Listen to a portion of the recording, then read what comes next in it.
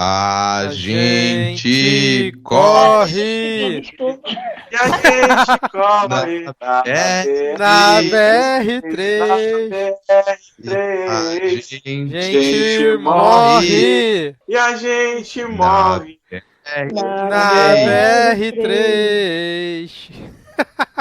É pra tu não fazer dirigir, tá ok?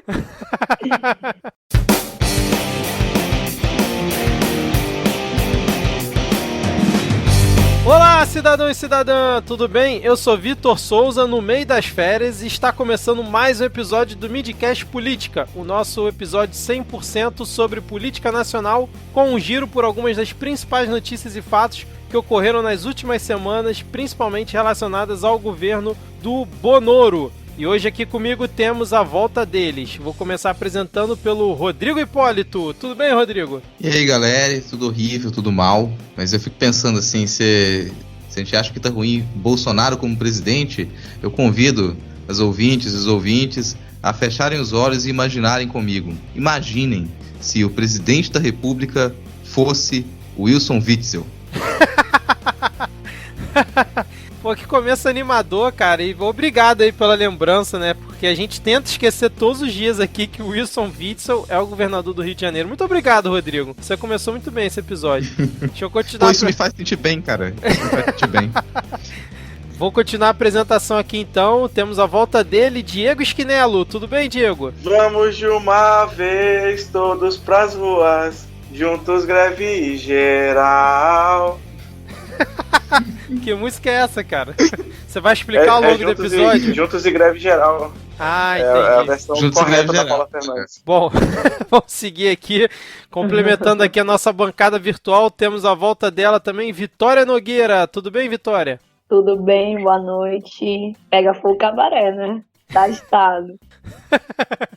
Sempre pega fogo cabaré. Bom, apenas para deixar aqui todo mundo que está ouvindo na mesma timeline que a gente, nós estamos gravando aqui no dia 6 de junho de 2019 e a nossa última gravação foi no dia 7 de maio de 2019. Faz muito tempo, cara. Só hoje que eu me dei conta que faz um mês que quase que a gente não grava, que foi nosso episódio número 12 da segunda temporada. Ou seja, tem um tempo enorme, né, que a gente não grava, então se tratando aqui do governo do Bolsonaro e da nossa política nacional, vamos ter que, obviamente, deixar de lado alguns fatos e focar principalmente nos mais recentes. Então, não fiquem tristes, mas não vai dar para falar de todas as coisas aqui que a gente gostaria. Mas assim, vamos manter novamente a nossa dinâmica e dividir o episódio em 3 blocos, que na verdade são 4, né? Porque a gente começa com a atualização da lista de comunistas dos bolsominions. Depois a gente tem o bloco de polêmicas, piadas e tretas. Logo depois a gente vai pro bloco de Pega Fogo Cabaré. E por último, o bloco que é a parte que todo mundo acha chato. A gente vai tentar aqui controlar o tempo dessa edição também, tentando fazer mais ou menos ali 1h30 de gravação, se a gente conseguir, obviamente, mas grande chance da gente ultrapassar esse tempo, principalmente porque tem muito tempo que a gente não grava. Mas vamos lá, gente, para começar, eu quero que rufem os tambores na edição. Que a gente vai começar aqui atualizando a lista de comunistas com ele. O nosso primeiro autoproclamado aqui da lista de comunistas dos bolsominions, Kim Kataguiri e toda a galera do MBL que finalmente entram aqui para nossa lista. Eles não apoiaram as manifestações do último dia 26 de maio, que foram manifestações pró-governo, o que já é uma maluquice por si só, né? E o próprio Kim Kataguiri comentou lá no seu Twitter a seguinte frase: "Estão me chamando de comunista. Quem discorda do Bolsonaro é comunista", relatou Kim Kataguiri em entrevista ao jornal O Globo. Então, temos aqui começando em alto nível a lista atualizada com o MBL. Eu queria saber o que vocês têm a dizer sobre isso. Demorou muito pro MBL entrar na lista, porque na prática o MBL ele nunca realmente apoiou o governo Bolsonaro, assim. Ele entrou, como muita gente entrou no final de campanha ali, quando já se percebia que o Bolsonaro tinha muita chance de ser eleito mesmo, e eles declararam apoio, mas em nenhum momento eles fizeram parte do grupo bolsonarista, do núcleo bolsonarista realmente, né? E eles nunca foram abraçados pelo bolsonarismo, no fim das contas, assim. A gente olhando, principalmente quem é de esquerda, olha de fora e às vezes tem essa visão panorâmica e coloca essa galera toda no mesmo barco. Mas na prática, os bolsonaristas nunca abraçaram o MBL. Você tinha essa nítida distinção. E eles vão se apoiar em onde tiver um pouquinho mais de lucro para se fazerem notar, né? Nesse momento não é lucrativo você estar realmente do lado do Bolsonaro, e principalmente quando você tem uma manifestação que era puxada basicamente por quem já se aposentou, que era o público generalizado dessas manifestações do dia 26, né? Quem já se aposentou não precisa ter mais essa perspectiva e estava lá. Então, na prática, para mim demorou muito tempo. Isso para mim só mostra que desde as eleições o MBL tinha sumido. Essa aí talvez seja a primeira manifestação pública, o primeiro momento em que a gente vê o MBL e o Kim Kataguiri chamando a atenção de novo desde que eles foram eleitos. Isso é verdade, cara, porque ele até tentou puxar os holofotes para ele, falando que ia se candidatar à presidência da Câmara lá no início do ano, mas depois desistiu, obviamente, né? Então vale lembrar que na verdade ele não podia, porque ele é moleque. Surgiu no PMDB, né? Então ele vai usar aí o modus operandi do PMDB de estar do lado de ser ali meio que apagar de pirata, né? Tá do lado de quem tá vendo a foto e se esconder quando não for oportuno. Você tá falando do MBL, né? Não, é o MBL que era a partidário em 2013, mas aí agora em 2018 já apareceu todo mundo magicamente filiado ao PMDB. O PMDB e o DEM, né? O Kim Kataguiri pelo DEM, não é isso? O DEM também. É que pra mim, DEM, PMDB, é tudo filhote da ditadura. Não, o mais legal foi que, tipo assim, os 2 dias depois, né, que acusaram o Kim Kataguiri de comunista, tiraram uma foto dele conversando com o Freixo na mesma mesa. Aí, meu irmão, a galera caiu de pau em cima dele, né? E aí depois ele tuitou o seguinte: quem acha absurdo dialogar com a oposição pode ficar à vontade para deixar de seguir. Como diria Nelson Rodrigues, de certos tipos só quero vaias. Caraca, deixa eu bater palmas aqui pro Kim, que é com muito orgulho que eu estou anunciando ele aqui na lista de comunistas. Fico muito feliz dele estar incluído nessa. Vitória, você tem algum comentário aí sobre o Kim? Bom, meu comentário seria mesmo que eu acho que esse fato assim, do MBL estar migrando para a oposição contra o atual governo se dá também pelo próximo período eleitoral que está chegando. E eles estão vendo a impopularidade do governo que está crescendo. Então é mais fácil para eles se desvincular e garantir o pleito no próximo ano para vereadores nos estados do que se colocar como uma chave dentro do governo e acabar perdendo o pleito eleitoral de 2020. Essa foto até é engraçado que ele se aproveitou um pouco, né? Eu não vi se o Freixo deu alguma declaração, porque aparentemente, sei lá, as pessoas estão na cantina tomando um café, sabe? Passaram no intervalo, essa cadeira está vaga, pode sentar? Infelizmente pode. E aí você tira a foto e fala, olha só, a articulação entre a esquerda e o MBL.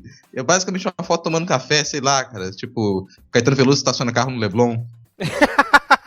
É verdade, eu também não vi se o Freixo comentou alguma coisa não, cara. Mas sim, enfim, né? Inclusive, aqui em Manaus, o MBL procurou o JS e eles fecharam praticamente uma chapa para ir com o Nunes.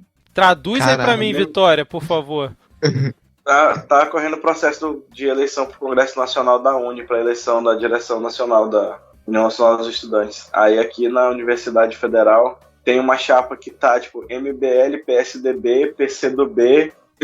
Caraca! Que isso, cara? Aliás, mais Brasil impossível. Bom, vamos seguir aqui que a gente já falou muito do MBL nesse episódio, mas a gente não poderia deixar essa passar, né? Bom, o segundo nome aqui na lista de comunistas é ninguém menos do que Lobão. Nesse hiato aí que a gente ficou um mês sem gravar, o Lobão diz que o governo é um desastre e se disse arrependido de ter apoiado o Bolsonaro, cara, e concluiu que neste cenário a tendência é todo mundo ter saudade do Lula. Inclusive chamou o Bolsonaro de psicopata, cara. Vocês já esperavam por isso o Lobão se voltar contra o governo? O bom filho a casa torna, é isso, Diego? Cara, o Lobão é o geminiano da política nacional, né?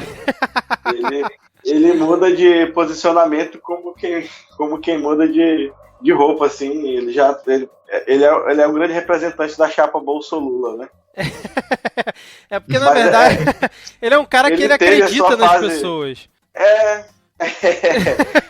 Ele teve toda aquela fase dele lá na época, fechado mesmo com Lula, com o PT e tal. Depois ele teve uma espiral meio nacionalista, direitosa, sei lá o que. Teve um episódio do Café da Manhã que falou sobre ele, no Brasil, que entrevistei ele desde a década de 80. Ele tava explicando, mas assim já era esperado, porque, como eu disse, ele vai ao sabor do vento. Exatamente, ele aproveitou para surfar a onda da popularidade aí da direita, principalmente no ano passado, né? Ficou um reaça maluco aí e agora tá caindo na real do filho que ele ajudou a criar e construir, né, cara? Cara, esse pessoal dos anos 80, de bandas dos anos 80, a grande maioria, você realmente só considera que a gente deveria pegar e soterrar embaixo de uma camada de concreto e esquecer lá. De repente coloca uma placa de chumbo, cara? Sabe? Já que tá nesse clima de Chernobyl, agora coloca uma placa de chumbo, porque não tem o que salvar essa galera, não tem o que salvar, sabe? Você pega, tipo, 90% dessa galerinha dos anos 80, o pessoal louva muito os anos 80, sabe? Foda-se anos 80, cara. Período de merda, período de ascensão neoliberal no mundo inteiro, sabe? Nada funcionava naquela porcaria, e agora volta esse pessoal do Brock, do rock brasileiro ali, querendo jogar pedrada em todo mundo. Esse pessoal nunca foi coerente com nada, sabe? Na maioria das vezes era um bando de playboyzinho que queria tocar rock achando que tava fazendo revolução, e agora vem querer dizer que entende o mínimo da sociedade brasileira. Estou um pouquinho irritado. Porra, pistolou, cara. É só prestar atenção num detalhe muito pequeno. Nenhum deles morreu aos 27 anos, ou seja, não presta. Não presta. Não, me sinto totalmente contemplada com a fala do Rodrigo. É uma coisa muito lógica, né? Os caras não têm uma leitura, nunca tiveram, e pelo jeito que tá, não vão ter, sabe, uma leitura pro Brasil, uma leitura política da coisa. É só mais empolgação do momento para se lançar de novo como uma figura, e quando a merda estoura, recua. Exato. Eu acho engraçado que o Lobão e outras pessoas aí que estão caindo na real falando, né? Nossa, mas eu não esperava que fosse acontecer isso. Tá de sacanagem com a minha cara, né? Porra, ô Lobão, pelo amor de Deus, se você estiver ouvindo aí, cara, um abraço. Vamos seguir aqui. Porque ninguém avisou, né? Ninguém avisou.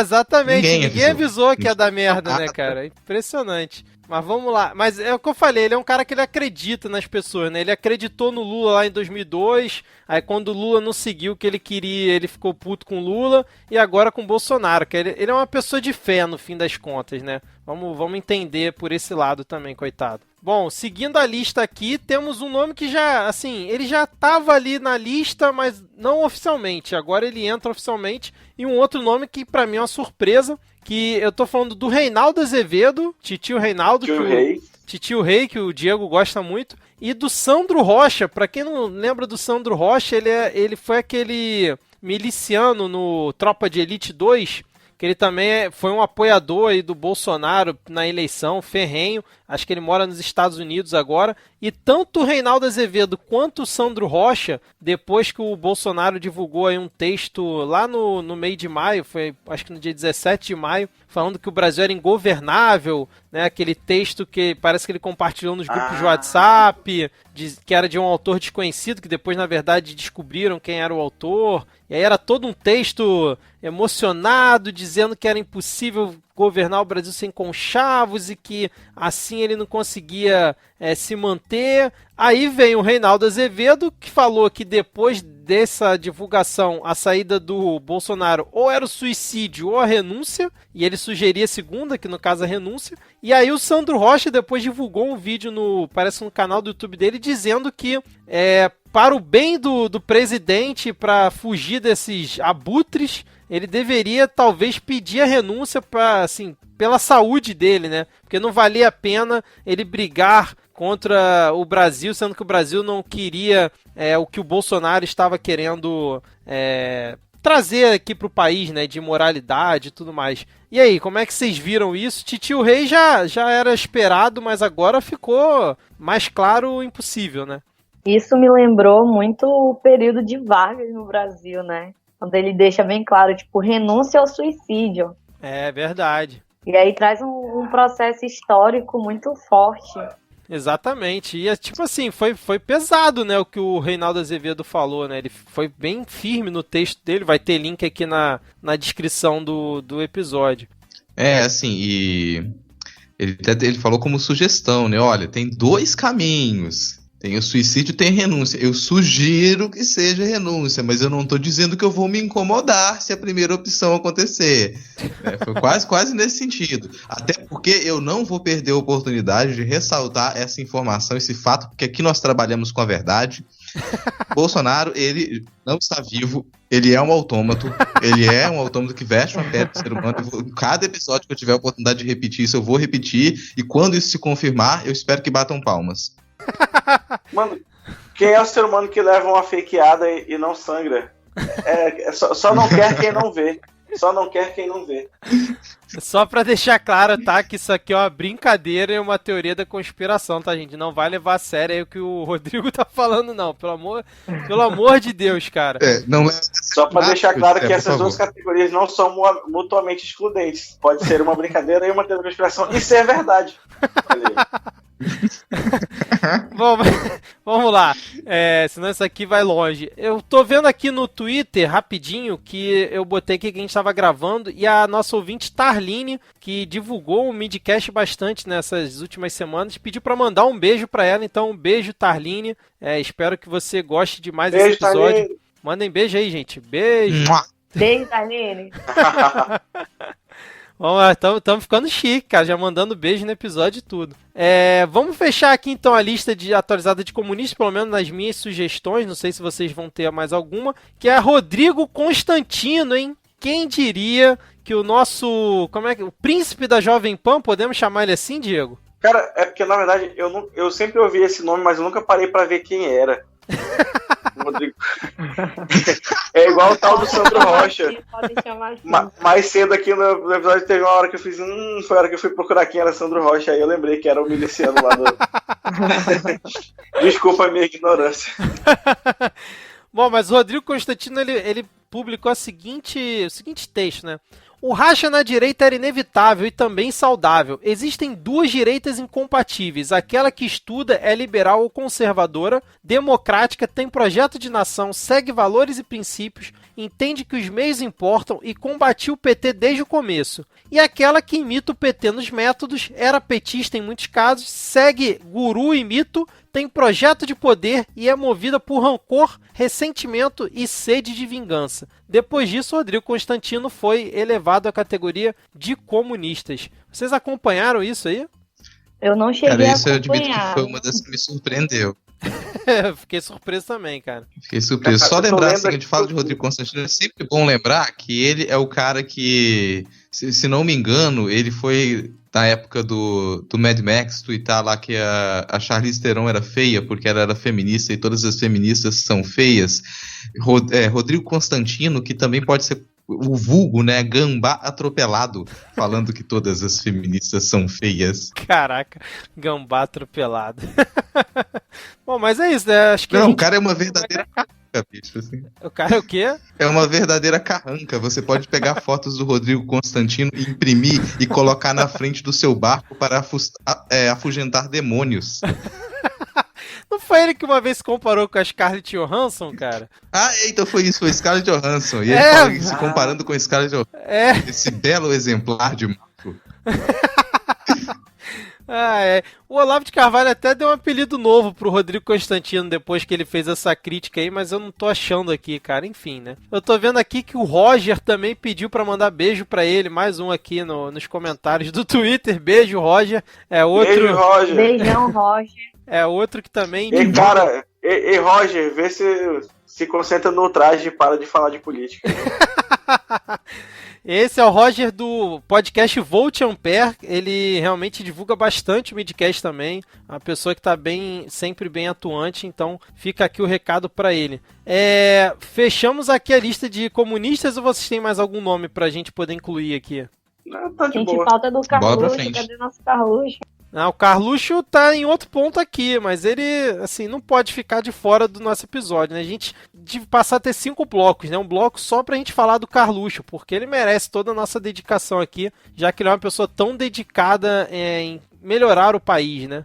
Eu acho que ele não aceitaria esse tipo de homenagem porque ele é uma pessoa muito humilde. Falei, teria que ter 6 blocos, porque o 6º bloco, que ele já se tornou tradicional, é quando o Diego dá uma notícia de morte, né? Então tem que ter mensagem fúnebre final do Diego. Eu tento não fazer, cara, mas o Brasil me obriga. Pois é, cara. Falaremos isso mais pra frente. Então, podemos ir para o bloco de polêmicas, piadas e tretas? Bom, Sim. Então, vambora.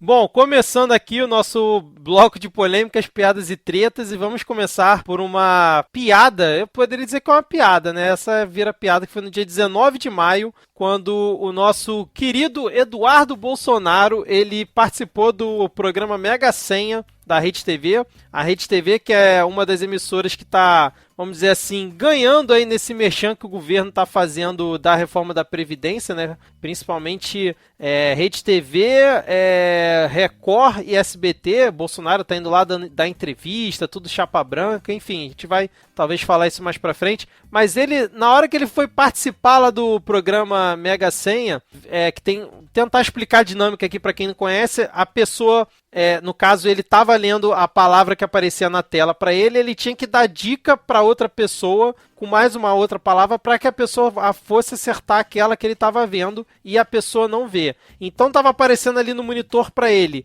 livre, né, a palavra livre. E aí ele tinha que dar uma dica para a pessoa. E quando ele foi dar a dica para a mulher que estava participando junto com ele, ele falou Lula. E aí ele fez essa conexão da palavra livre com o Lula. Eu quero saber se o Rodrigo e o Diego, a Vitória também, mas principalmente os dois aí, como é que vocês se sentiram ao ver Eduardo Bolsonaro fazendo ali a junção de Lula livre no Mega Senha, cara? Eu me sinto dizendo que a marcha da história é inevitável. Todo mundo vai se render. Pra você ter uma ideia, até o Ministério Público essa semana já concordou com o Eduardo Bolsonaro e já recomendou a progressão de pena do Lula. Mas o Lula falou que ele... Como é que ele falou? Para não usar a tornozeleira, ele falou que não é... Ele usou algum termo. Ele não era... Não. Eu me senti como a própria pessoa que estava tentando responder, complementar a fala dele e adivinhar qual palavra que era. Tipo, parecia tão improvável que a palavra fosse Lula vindo da pessoa. Não, você não é capaz de ser tão estúpido. Você não vai passar por esse ridículo. Eu não acredito. Eu me recuso a dar a resposta certa, mesmo que tenha passado pela minha cabeça. Eu me recuso. Não, lembrando que essa foi a terceira tentativa dele. Primeiro ele falou solto, depois ele falou cadeia, e aí depois ele falou Lula, cara. Ai. Mas o que o Lula disse essa semana em relação... Tem uma mensagem. Mensagem subliminar, né? Mas o que o Lula disse... Tem uma mensagem, tem um desejo. O que o Lula disse em relação ao regime semiaberto, que ele não aceita usar tornozeleira eletrônica porque ele diz que não é pombo correio. Mas Vitório, como é que você viu essa piada aí do Eduardo Bolsonaro? Você curtiu? O próprio Eduardo Bolsonaro parece que fez piada depois no Twitter com essa frase dele aí. Ele já é fã do Lula, né? Curte as fotos, dica verdade. sem querer. Verdade, então... teve aquele rosto que ele curtiu. Verdade, então muito bem. É um fetiche. Muito bem lembrado, Vitória. Parabéns. Eu não lembrava desse caso. Eduardo Bolsonaro mandando cartinhas para Curitiba. Poxa, crush. É mais fã do Lula que o próprio PT. Não, aí também... Mas assim, isso aí é totalmente compreensível, né? Falo, isso aí é totalmente compreensível. Quem não tem fetiche no Lula? Quem não tem tesão no Lula, sabe? Isso, isso é totalmente compreensível, né? É nessa hora que eu levanto a mão aqui... Lula tá de namorada nova. Faltou incluir aqui, mas vamos comentar rapidamente. Tá de namorada nova. Vai casar assim que sair da cadeia. Virou contigo virou caras contigo, quem? Esse episódio, é isso?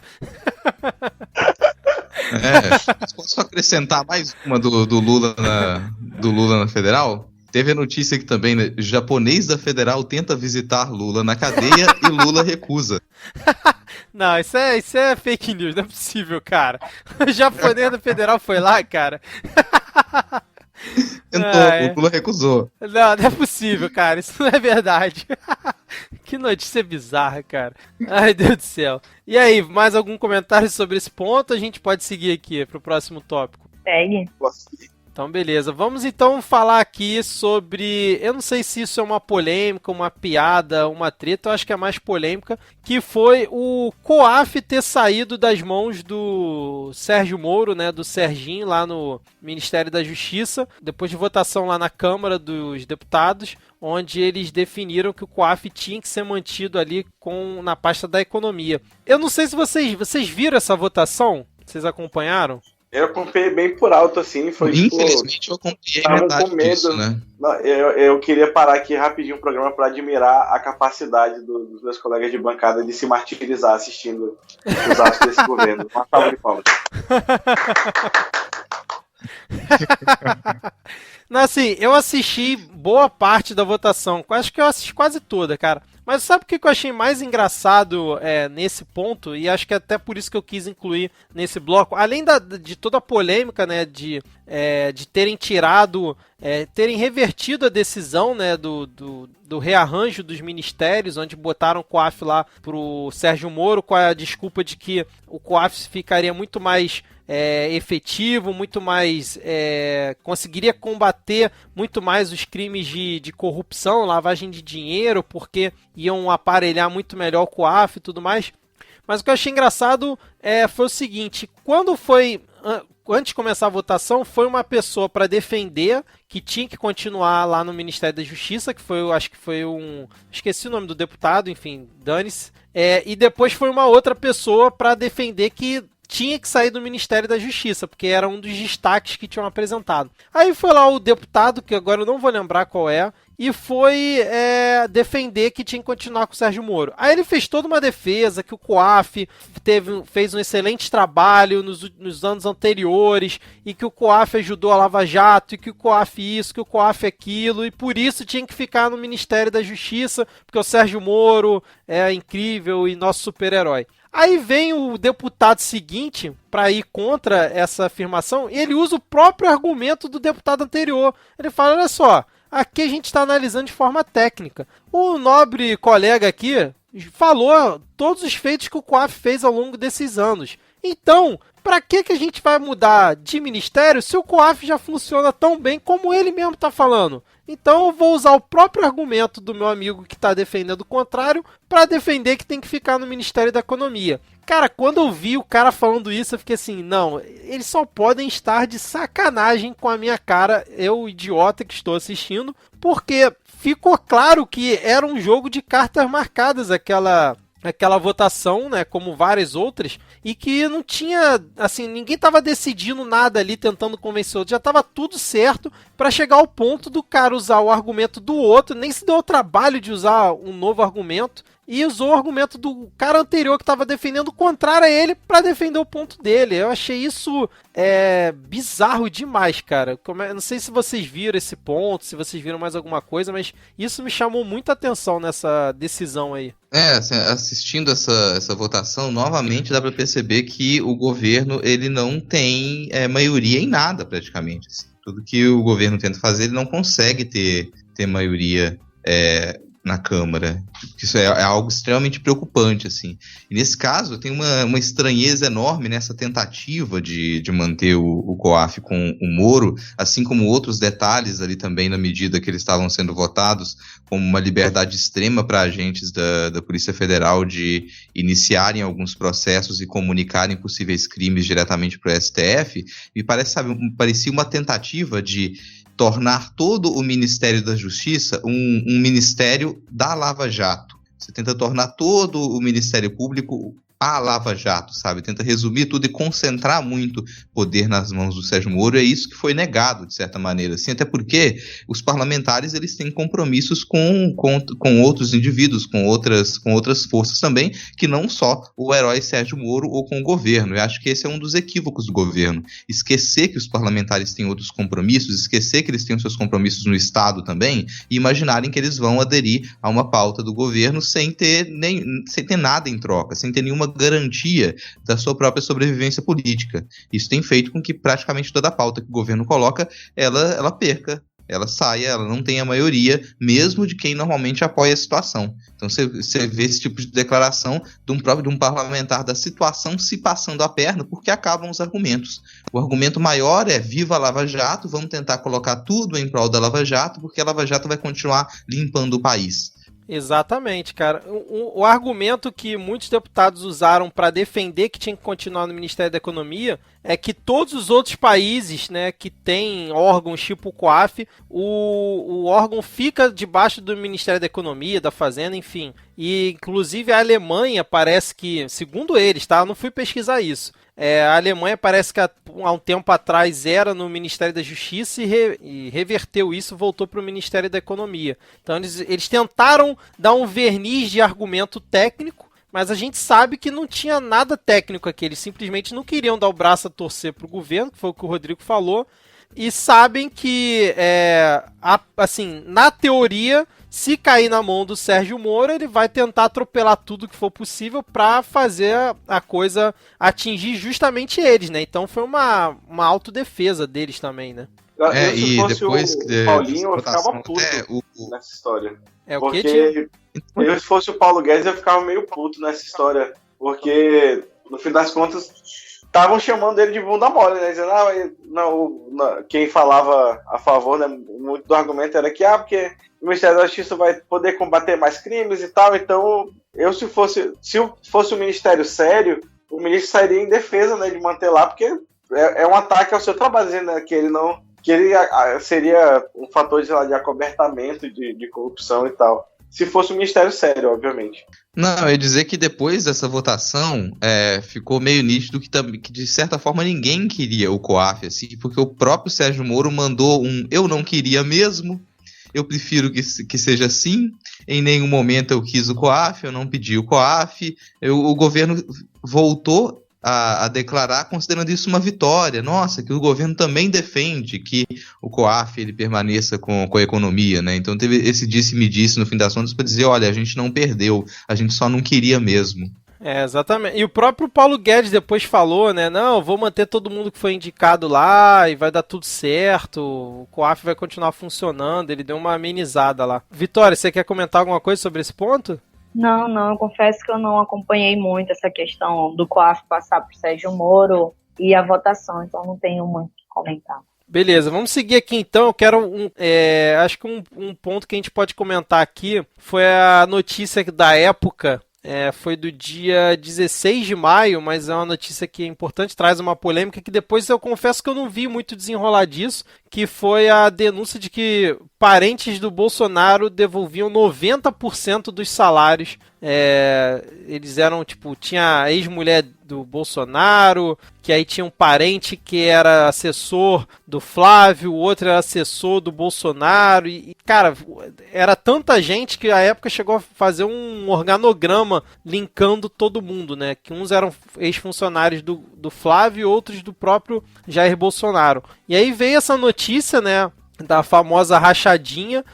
Foi logo depois que o Tribunal do Rio disse que quebrou o sigilo bancário e fiscal de 95 pessoas ligadas ao antigo gabinete do Flávio Bolsonaro. E aí rolou essa matéria da época. Vocês viram o desenrolar disso? Vocês viram mais alguma informação ou parou por aí? Eu dei uma pesquisada aqui e não vi esse caso ser ampliado, né? Mas é uma coisa que acho que a gente tem que ficar de olho, né? Já como diria Varys, não é mais segredo a informação de que rolava rachadinha nos gabinetes dessa galera. Porque é o que acontece no baixo clero da política, né? Eu acho que antes de se catapultarem para a presidência da República, eles esqueceram que eles eram do baixo clero, então eles faziam isso, mas eles podem fazer isso lá porque ninguém presta atenção neles. Sim. Mas quando você chega na presidência da República, os holofotes ficam em cima de você, e aí todos os seus esqueletos no armário começam a bater para sair. Então vai aparecer muito escândalo assim ainda, né?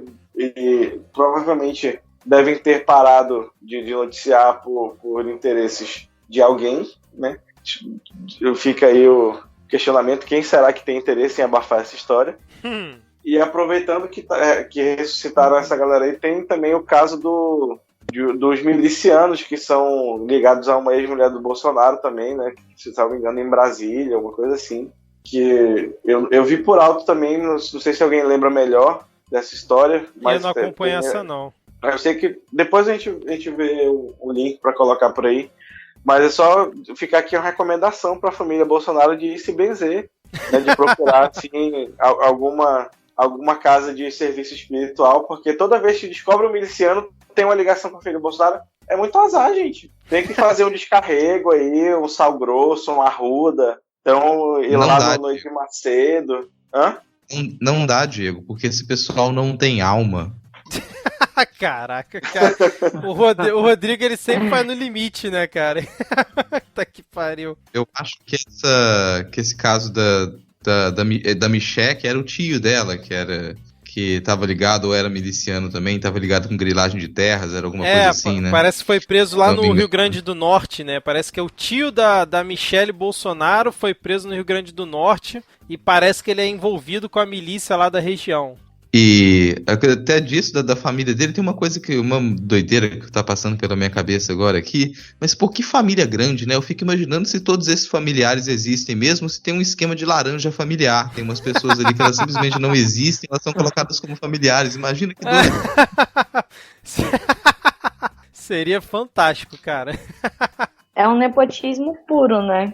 Então é uma coisa muito visível, uma família que se favorece do dinheiro público e usa o jargão de que não se favorece, que eles têm crescido porque, sabe, aquela questão da meritocracia. Sim. E acabam usando mesmo dinheiro público para isso. Tá aí um patrimônio de milhões, que acho que já está em bilhões, mas tudo roubando, fazendo lavagem de dinheiro, esquema de rachadinha, montando laranjal, então é foda.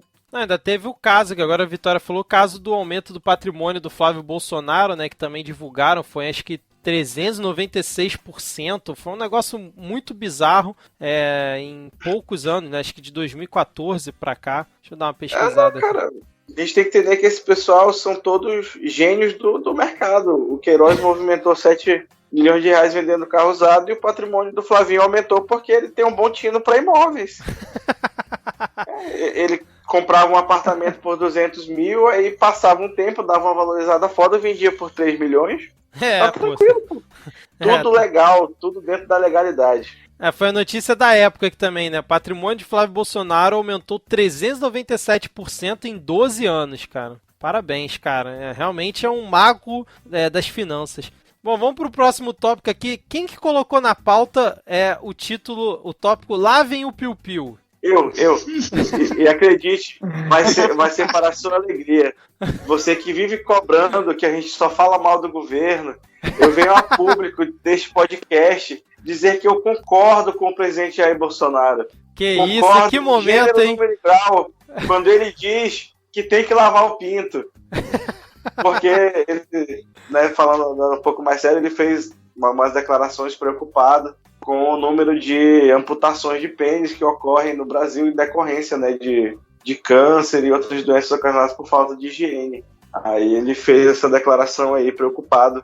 E aí realmente, assim, eu acho muito importante que ele se preocupe e fale sobre isso, porque quem precisa ouvir sobre isso é a base dele. Essa galera de pseudociência que acha, e de machismo louco, que acha que limpar a bunda implica na sua sexualidade e que acha que não tem que lavar o piu-piu, é essa galera que precisa ouvir isso. Então eu fico muito feliz com o senhor presidente que ele tenha falado para sua base lavar a porra do pinto.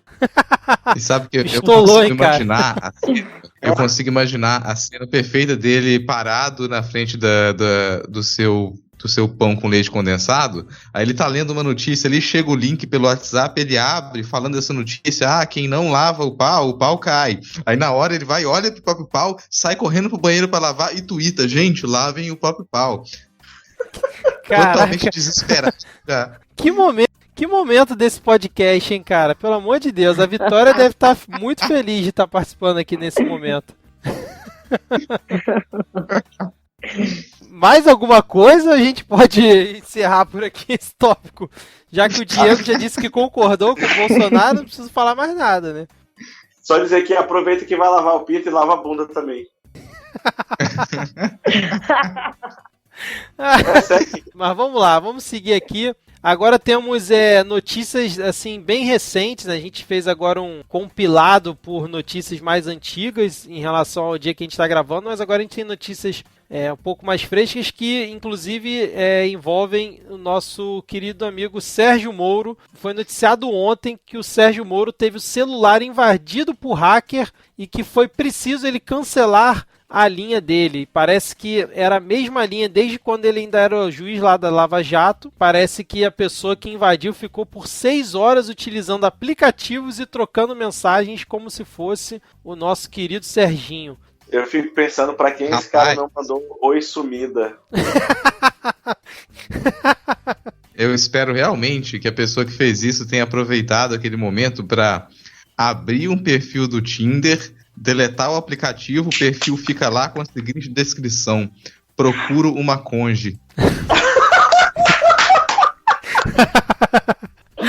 Ai, meu Deus. Legal. Tá que pariu, Vocês estão Rodrigo. demais, Rodrigo. Não, esse podcast hoje tá... Só porque os ouvintes estão pedindo pra mandar beijo no Twitter, esses caras estão inspirados hoje, cara. Eu não queria nenhum emprego desse governo, mas se tem um emprego que eu não queria mesmo, é o emprego de quem cuida da parte de inteligência. Porque, assim, mano, tem um grupo dos ministros onde Paulo Guedes manda bom dia do Zap, cara. E aí você sabe que essa galera não vai ter noção de não tratar assuntos de interesse estratégico do Estado naquele grupo. Exato, E exato. a prova tá aí. O cara que hackeou o celular do Sérgio Moro mandou lá vários vídeos no grupo do Zap dos ministros e fala: e aí, galera, bora tomar um chopinho hoje. Tudo por minha conta. É só que você faz aquela piada boa, não, quem paga é a economia.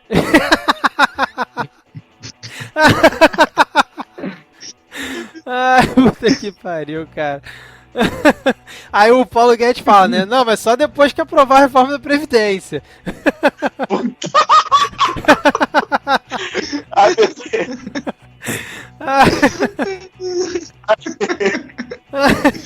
Meu Deus do céu, cara. Finalmente esse bloco voltando às suas origens, né, cara? De polêmica.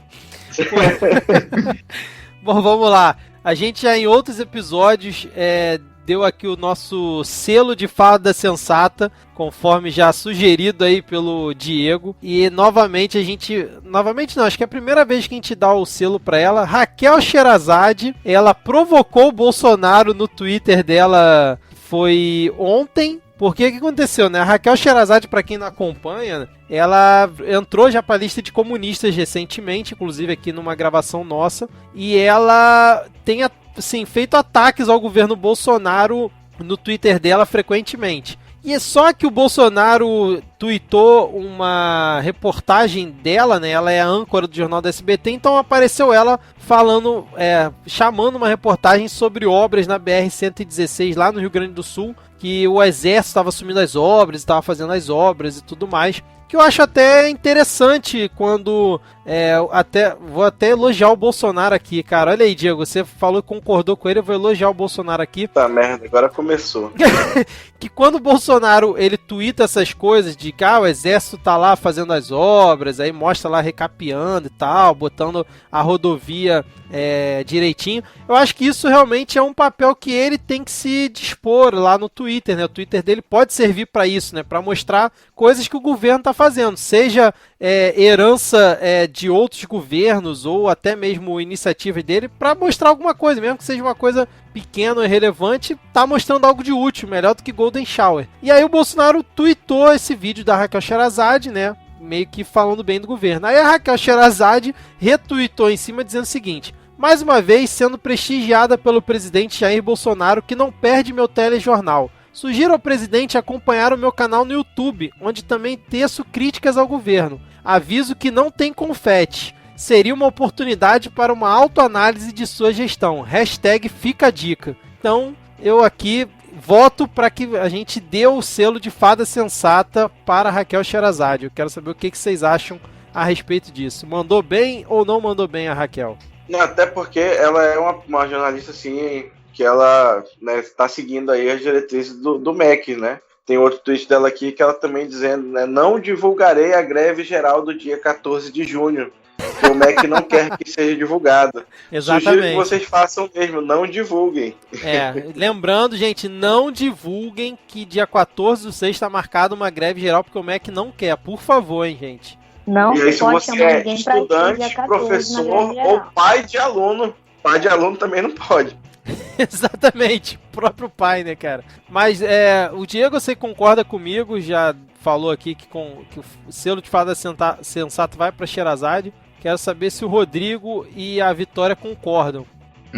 Não, eu concordo, só tô aqui abismado ainda e pensando, cara, como é que doideira isso de você tentando elogiar o Bolsonaro, me causa aquela impressão da pessoa tentando encontrar milho num monte de merda, sabe? Tipo aquela cena do parque de dinossauros que a cientista vai lá enfiar o braço na merda do dinossauro pra tentar entender o que tá acontecendo. É a pessoa tentando pescar alguma coisa no Twitter do Bolsonaro pra elogiar a postura do presidente. Parabéns.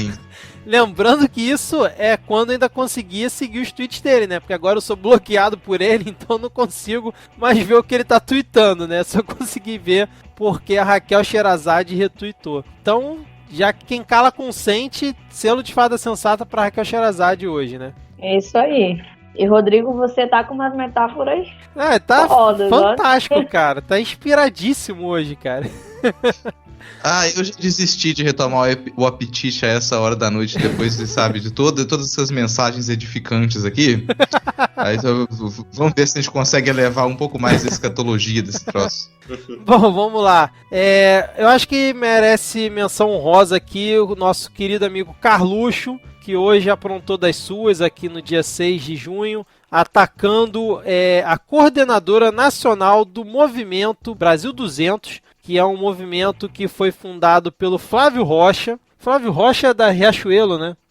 Então, o Carlos Bolsonaro, ele tuitou o seguinte: a isentosfera sempre foi o papel higiênico da esquerda. Sempre se propuseram a se sujar por um punhado de dinheiro. No fim, são apenas descartáveis que nunca mudaram jogo algum. E o pior, se vangloriam por sempre estarem indo descarga abaixo e serem reciclados. Segue o ciclo. Aí a Nanda Xie, que é essa coordenadora, mandou o seguinte: bom dia, Carlos. Como está o mandato como vereador no Rio? Como andam os projetos? Aí ele respondeu o seguinte: tudo bem, coordenadora nacional da juventude do Brasil 200. É isso? Sei exatamente o que muitos de vocês pretendem e como farão. Vários emojis rindo. Boa sorte. E aí, esse movimento é fundado pelo Flávio Rocha, que é um apoiador convicto do Bolsonaro, e a presidente desse movimento atual é a Joyce Hasselmann, que é líder do governo Bolsonaro na Câmara. E o nosso amigo Carluxo, nosso grande cruzado, se voltou dessa vez contra a galera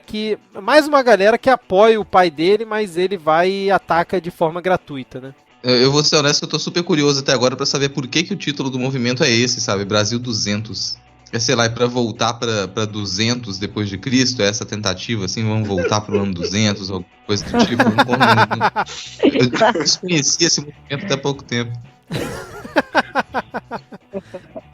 Cara, você me pegou. Não sei por que é Brasil 200 não, cara. Fica aí para os nossos ouvintes, comentem aí por que vocês acham que é Brasil 200. Exatamente, cara, exatamente. Não é para ir pesquisar no Google, é para comentar o que você acha que significa. Exatamente. Bom, vamos seguir aqui e partir para o bloco do Pega Fogo, Cabaré. E pega fogo, Cabaré.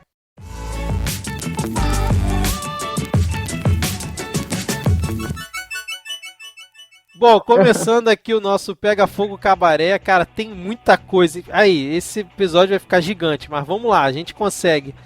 Tivemos ao longo desse um mês de ato da nossa gravação, a nossa querida amiga Joyce Hasselmann, que inclusive é a capa aqui do nosso chat aqui no Skype, né, em homenagem a ela hoje. A Joyce Hasselmann, ela discutiu com a Carla Zambelli, que é a monarquista doida do governo Bolsonaro, né, a deputada do PSL, e ela conseguiu ontem discutir com o Major Olímpio na sessão do Congresso, que inclusive foi pesada a discussão, né, cara? Vai ter link aqui no post, mas eu queria que vocês comentassem se vocês acompanharam essas duas tretas da Joyce Halseman discutindo com a Carla Zambelli no Twitter, onde uma atacou a outra de nepotismo, e aí a outra falou que era mentira, enfim. E ontem a Joyce com o Major Olímpio, um chamando o outro de moleque. Cara, foi uma confusão danada. Quem não acompanhou, recomendo ir no link aqui da descrição, mas vocês acompanharam esses dois pontos aí? Antes dos comentários sérios que as pessoas vão fazer, eu queria fazer aqui uma profecia de que a Joyce Hasselman vai vir para nossa lista de comunistas aí desse ano. Ainda esse ano? Ainda esse ano. Porra, ousada essa sua previsão. Ousada. Me cobrem aí no nosso último episódio. Mas eu a cada dia que passa eu tô sentindo as forças vermelhas se apoderando da alma dela. Perguntar pro Diego até, a pergunta é quem não estará na lista de comunistas, assim, em pouco tempo, quem não vai entrar nessa lista que é a grande questão, assim. Assim, isso vai ser o apocalipse do governo, a grande batalha final, The Ultimate Comunista. Quem vai ser declarado o Olavo ou o Bolsonaro? E aí a galera vai ver onde está a sua lealdade. Mas aí, inclusive a sessão que eles debateram boca foi fechada, né? Depois que o Major Olímpio discutiu com a Joyce Halseman, o Alcolumbre ele encerrou a sessão porque não tinha mais condição, né? O Major Olímpio falou que foi uma coisa porca o que aconteceu e que ele não admitia molecagem. Até porque na fala do Major Olímpio ele falou que o Alcolumbre também era moleque. Porque eles tinham tecido um acordo interno lá, um entendimento sobre a matéria, e aí quando chegou na hora de votar, todo mundo deixou o Major Olímpio lá, sozinho, votando que nem um doido, e todo mundo votou no contra. Ele foi lá pra tribuna chamar todo mundo de moleque. É verdade, cara. Falou coisa de moleque, quem falava pelo governo não teve palavra. Cara, esse vídeo é lindo, eu vou deixar na descrição aqui, porque ver a cara de bunda do Major Olímpio chateado com a galera dele, porque ele ficou lá votando numa coisa que ninguém votou junto com ele, é impagável, cara, muito bom. E assim, isso de certa maneira, é um resgate da treta do WhatsApp, porque a Joyce e o Olímpio, eles vêm tretando desde que o Bolsonaro foi eleito, né? Eles já tiveram a primeira discussão lá no grupo do WhatsApp na época, para quem seria o líder do governo no Congresso. Eles já estavam com essa disputa antes, acabou que foi a Joyce mesmo. E sobre a Carla Zambelli, achei divertidíssimo que ela, ao tentar responder sobre nepotismo ou não, e descrever quais eram as relações familiares que ali existiam, ela evidenciou que havia nepotismo. E no final ela pergunta, isso é nepotismo? E as pessoas respondem, sim, isso é nepotismo, essa é a definição de nepotismo. Só mostra como o PSL, ele era aquele partido realmente... de aluguel, né? Onde juntou um bando de maluco para se eleger na onda do Bolsonaro, e agora eles estão vendo que eles não concordam em vários pontos e cada um quer gritar mais alto que o outro, e fica essa maluquice, né? Que a gente tem acompanhado. Foi até a treta da Joyce com a Carla Zambelli, né? A Joyce falando pra Carla Zambelli, minha filha, você é uma que ninguém queria aqui. Exato, exato. Foi muito quinta série a briga delas. E a Carla Zambelli dizendo, né, pro Bolsonaro abrir os olhos com a Joyce, porque ela tava planejando uma campanha pra 2022. Foi tão quinta série que a Joyce chamou a Carla de burralda. Uhum. Burralda nepotista, por favor. Burralda nepotista.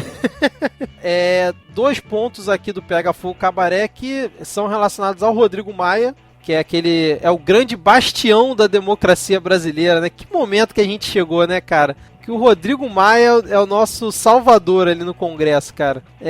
O Rodrigo Maia, em 2 momentos aí nesse tempo que a gente não grava. Primeiro, ele bateu boca com o líder do governo lá, o Vitor Hugo, né? Major Vitor Hugo, né? Major Vitor Hugo, isso. Sobre a pauta da Câmara na semana lá que foi a discussão, foi na pauta do dia 21 de maio.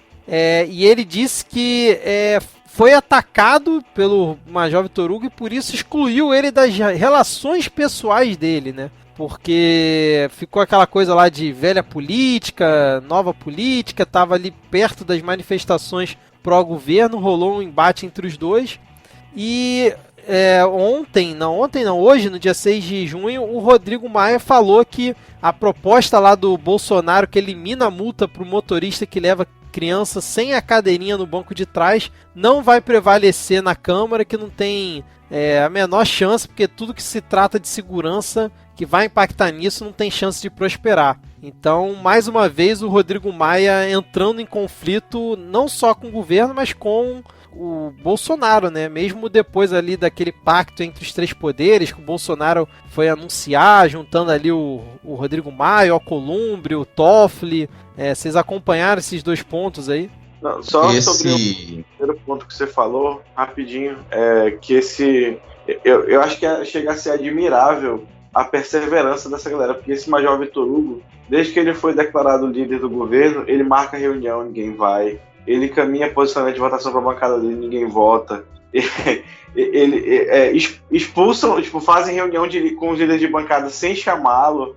Ele continua lá, firme e forte. É verdade. Acho que é realmente uma perseverança militar que ele demonstra, né? Só quem passou por um treinamento aí, da semi-tortura que rola no treinamento das nossas forças de segurança, aguentaria uma humilhação dessa. Daqui a pouco vai vazar um vídeo dele chorando no banheiro, você vai ver, cara. Ele tá lá todo dia depois da sessão, ele vai pro banheiro, ele escorrega nos azulejos do banheiro chorando pela situação em que ele se encontra. Ele passa no café lá da Câmara, vê o Rodrigo Maia tomando chazinho com os amigos, e ele... Cara, vocês hoje estão demais, cara. Mas esse aí tem um ponto, queira ou não, ele é sério, assim, tem um ponto que é sério, que é esse novo pacto republicano. Isso é uma coisa extremamente perigosa, assim, sabe? Ok, é super normal e é até aconselhável que haja pactos e acordos entre o executivo e o legislativo. Isso aí tudo bem. Agora, no momento em que você inclui o judiciário num novo pacto republicano, você está dando os primeiros passos para você soterrar os princípios republicanos que a gente tem, você realmente invalidar muito do que a gente já construiu legislativamente, incluso a já super atacada e fragilizada Constituição Cidadã. Então, é muito bizarro a ideia de você fazer um novo pacto republicano e chamar o Toffoli. O Toffoli foi bem criticado pelos outros ministros por estar presente ali, por procurar esse tipo de diálogo, que é você fazer uma coisa por baixo dos panos, sabe? Não é para isso que o judiciário está ali. Então é essa a função do STF, e é muito estranho, você pode desconfiar desse tipo de situação. Aí você inclui algo que a gente deve comentar um pouco mais à frente aqui, e é bom lembrar desse pacto na hora que a gente fizer isso, do Bolsonaro ir à frente do STF, questionar o próprio STF, dizer que o STF tá legislando quando isso não acontece, o STF não está legislando, embora às vezes incorra nesse risco também, e considerar que a composição do STF ela não está de acordo com o que o Bolsonaro quer e indicar que talvez seja a hora da gente ter aqui um ministro com uma posição religiosa cristã muito nítida para defender posições cristãs, sabe? Essa afronta ao STF naquele momento, sem ter uma resposta à altura, sem levar isso muito a sério, tentar tirar por menos depois desse novo pacto republicano, é quase impossível de quem está de fora não perceber isso como uma espécie de conspiração, sabe? Como mais alguns passos de novos golpes dentro do golpe no qual nós já estamos. Realmente só para corroborar a gravidade disso, né? Porque a gente sabe que os três poderes existem separadamente, mas o judiciário, cara, o ativismo judiciário é a pior invenção dos últimos tempos, cara. Porque a galera fica apoiando esse endeusamento de juiz, de promotor, de ministro do Supremo, e não entende a insegurança jurídica que isso causa, sabe? Como é que um cara que vai lá se propõe a assinar um pacto de um governo pode defender a Constituição? Porque se ele diz que ele é a favor desse cara, ele é a favor do cara ou é a favor da Constituição? Porque esse cara vive indo contra a Constituição, saca? Então é realmente muito grave quando... E aí entra o Sérgio Moro, quando era juiz ainda, soltando áudio na véspera de eleição por acidente, né? E a galera não entende que isso serve também para lascar o preto e o pobre mais ainda do que já se lasca, mas isso vai vir para passar a mão na bunda de todo mundo, cara. No momento que você pode ser o rico que for, no momento que você bater o carro de um juiz na rua, tu vai preso, porque o juiz quer, porque o judiciário já decidiu que o juiz é Deus. né, literalmente nesse caso, né, tem aquele caso emblemático da guarda de trânsito que falou que o juiz não era Deus e foi condenado a indenizá-lo. E a galera fica nessa sangria doida de ficar apoiando o juiz, endeusando o juiz. E isso, nada de bom vai sair daí. Nunca vai sair nada de bom disso. Vitória, quer comentar alguma coisa? Não. Só lembrando que assim, nem todo mundo, né, Diego? Porque nas manifestações pró-governo, uma parte da galera tava querendo fechamento do STF, né? Mas aí o STF tentou revidar e não vingou, né? Porque o próprio STF meteu os pés pelas mãos, demonstrando que os ministros que são indicados, às vezes, falta dos 3 pré-requisitos, né? Aliás, falta 2, né? Que os pré-requisitos para ser ministro do Supremo é ser brasileiro nato, ter notório conhecimento jurídico e reputação ilibada. Metade ali não tem nenhum dos 2 últimos. E aí eles mandaram abrir inquérito, sendo que eles mesmos iam julgar, e a procuradoria... Foi que a gente até comentou isso sim. na vez passada, né? É complicado demais. E até complementando isso, Vitor, tem uma distinção aí para essa posição de parte da população com relação ao STF e aos juízes. Essa distinção é: juiz para uma parte da população é uma coisa, ministros do STF são outra. E lembrando que o STF está ali para interpretar a Constituição, para ser a instituição que guarda os princípios constitucionais. E ao guardar os princípios constitucionais, muitas vezes o STF tem entrado em atrito com decisões da Lava Jato, por exemplo. Essa população que ela recebe uma divulgação em peso, uma propaganda pró-Lava Jato, ela se vê numa situação inevitável de ir contra o STF. Então, a própria Lava Jato e o movimento de divulgação da Lava Jato, ele é um movimento de afronta ao STF, porque ele corrompe em diversos momentos princípios constitucionais. O STF fica atado, porque esses casos sequer vão chegar ao STF muitas vezes, eles vão se encerrar ali na segunda instância, e a gente começa a apagar a necessidade dessa interpretação da Constituição feita por STF, que ainda se fragiliza mais quando o Toffoli se coloca nessa posição de fazer um acordo com o Executivo, de estar num pacto direto com o Executivo e não com a nossa legislação, e não com a Constituição. Só lembrando que o Rodrigo Maia foi citado recentemente na delação da Gol, coincidentemente, dias antes da manifestação lá pró-governo, surgiu aí a citação dele na delação do presidente da Gol, né? Mas podemos fechar por aqui o Pega Fogo Cabaré? Acho que foram bons pontos para mostrar como esse desgoverno continua batendo cabeça. Assim, o meu sonho é a gente não ter mais esse bloco, né? Mais pra frente, mas pelo visto não vai ter condição, né? Sempre o governo tá arrumando alguma coisa pra gente colocar aqui nesse bloco. Cara, o único bloco ameaçado de não existir é o primeiro. Por causa... Então, se bem que sempre vai ter treta, né? Mas a parte das piadas do primeiro sempre é ameaçada. Que a cada dia diminui nossa capacidade de rir. Mas esse Pega Fogo Cabaré sempre vai ter, porque faz parte da estratégia de comunicação, né? Então vamos seguir pro bloco onde a parte que todo mundo acha chato. Vamos lá. Bom, chegamos ao bloco em que os ouvintes começam a dar pausa aí no player, né? Mas é a parte que justamente nós gostamos mais de falar. Então eu já vou abrir espaço aqui na parte que todo mundo acha chato. Eu queria saber se a Vitória quer puxar algum ponto em relação a esse bloco, falar sobre algum tema, sobre algum dos tópicos que está aqui na pauta, já que ela falou pouco até o momento nesse episódio. Vou dar a prioridade aqui para a Vitória começar esse nosso último bloco. Vitória, pode mandar brasa aí no que você quiser falar. Beleza. Para mim, a primeira pauta ela é importantíssima, né? Que fala da redução de 90% das normas de segurança no trabalho.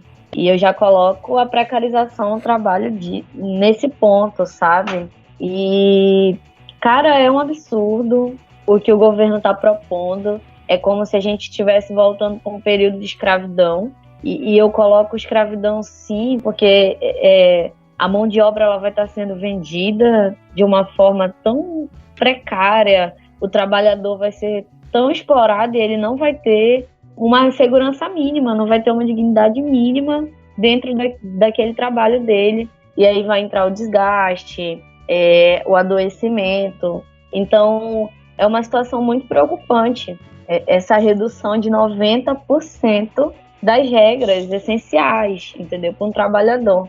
E o texto coloca como uma modernização Isso não é moderno, a gente está voltando para a precarização do trabalho. A gente já vive em condições de trabalho muito precárias e agora a gente vive um retrocesso das leis trabalhistas e isso é terrível, sabe? É terrível. Ô Vitória, aproveitando que você puxou esse ponto, né, que é o primeiro aqui do nosso bloco, que foi um anúncio do que o Bolsonaro falou que vai reduzir em 90% as normas de segurança no trabalho, né? Ele tem uma proposta para isso, mas ele não disse quais vão ser, não disse como vai... Não foi um projeto concretizado, isso, nada, né? Foi uma informação que ele soltou, dizendo que assim, tem muita norma que os pequenos empresários, principalmente, precisam seguir e que ele vai cortar 90% disso. O que, por si só, por mais que você concorde que é preciso, sei lá, atualizar algumas, que algumas realmente pequenos empresários não conseguem seguir todas, porque é muita regra, enfim.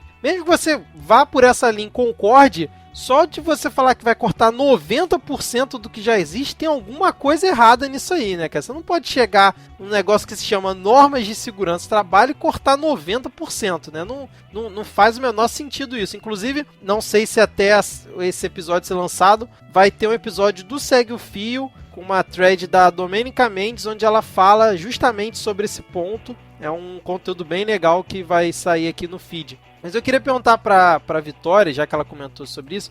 Vitória, para a pessoa que está nesse momento ouvindo o Midcast lá na sua mesa, naquela empresa super bacana que tem totó, tem refrigerante de graça, tem carrinho com biscoitinho, pão passando para ele ali na hora do lanche da tarde, tá tranquilo ali no ar-condicionado. Quando a gente fala que a precarização do trabalho está acontecendo, às vezes é difícil para uma pessoa que tem esse perfil entender isso, né? Você consegue dar algum exemplo aqui pra gente, tipo assim, como é que essa redução nessas normas, principalmente na norma número 12, né, que o Bolsonaro focou, que trata da regulamentação do maquinário, abrangendo desde padarias até fornos siderúrgicos. Como é que esse tipo de mexida na regra pode precarizar o trabalho da pessoa? Porque realmente quem está no escritório no ar-condicionado, às vezes é difícil enxergar isso, né?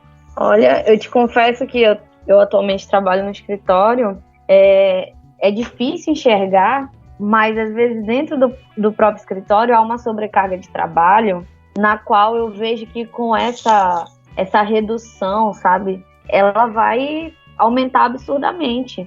A questão também da jornada de trabalho ser maior, vai ser, eu ainda vejo como uma questão terrível.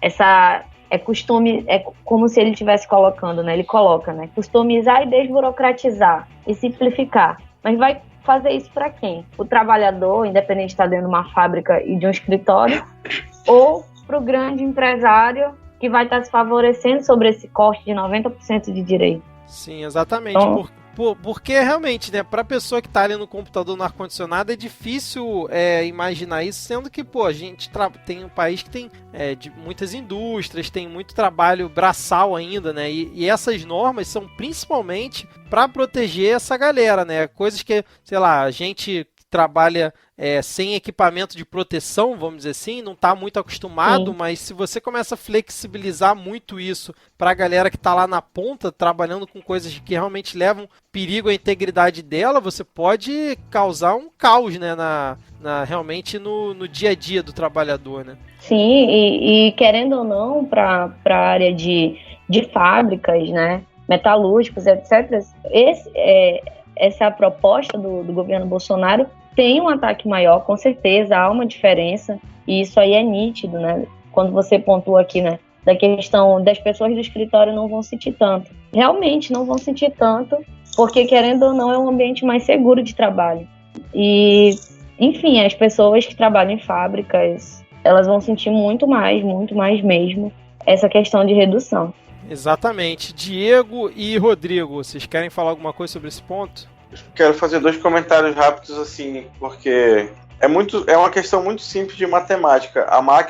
O maquinário que é equipado com uma tecnologia melhor de segurança, ele vai custar R$5.000 a mais do que o que não tem. Só que hoje você é obrigado a comprar o que custa mais caro, porque senão você vai perder o trabalhador. E isso é verdade, tipo, quem já trabalhou, quem já fez até visita técnica em chão de fábrica sabe que norma de segurança salva a vida todos os dias. Todos os dias. E assim, por mais que você treine o empregado, por mais que você, né, faça todo um trabalho de conscientização, tem que estar já embutido na máquina ali aquela segurança, e essas máquinas são mais caras e não vão comprar essas máquinas se não tiver uma norma que obrigue. Isso é um ponto. E o outro ponto é dizer que isso vem se conversar com a reforma trabalhista do ano passado, que praticamente acabou com a justiça do trabalho. Né?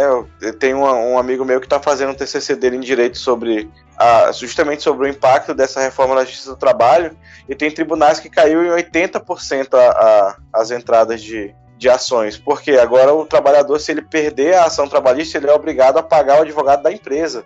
E aí qual é o trabalhador que vai, tipo, com o advogado dele lá, que ele consegue suadamente pagar, e contra uma firma gigantesca que uma empresa multinacional contrata, correndo o risco de ter que pagar os honorários dessa firma, né? A justiça do trabalho ela já foi esvaziada, e ela deve acabar eventualmente, se não houver uma mudança de regramento.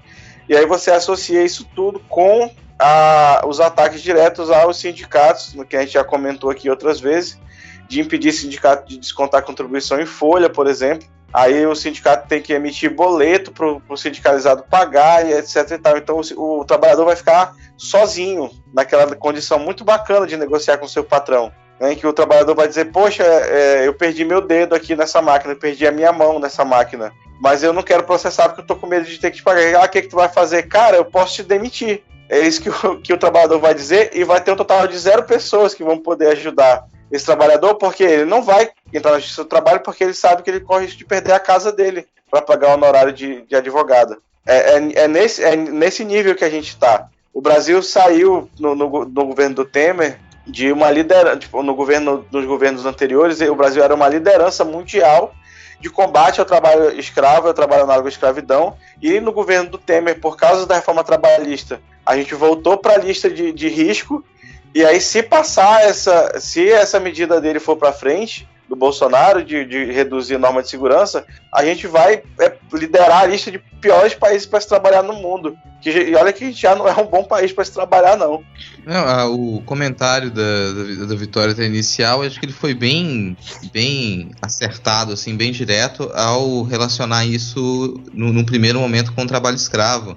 E junto com esse comentário de Diego, agora é lembrar que a gente fez quase num tom jocoso aquilo que pareceria uma brincadeira, mas não é uma brincadeira, com o fato de que a Riachuelo e outras empresas e lojas fazem uso de trabalho escravo. Esse trabalho escravo, na maioria das vezes, ele não está aqui no Brasil, ele está presente em países que têm uma legislação trabalhista praticamente inexistente, que não cumprem nenhuma norma de segurança do trabalho, e por isso aqueles trabalhadores que eles praticamente não recebem nada, muitas vezes crianças ou mães que acabaram de ter crianças, que continuam a trabalhar, idosos também trabalham em situação ou análogas à escravidão ou situações de escravidão propriamente ditas. Esse cenário é o cenário que ele pode ocorrer aqui no Brasil. Então isso é também de grande interesse de multinacionais, que elas visam esse tipo de país para poder instalar suas fábricas ali. Fábricas têxteis, metalurgia,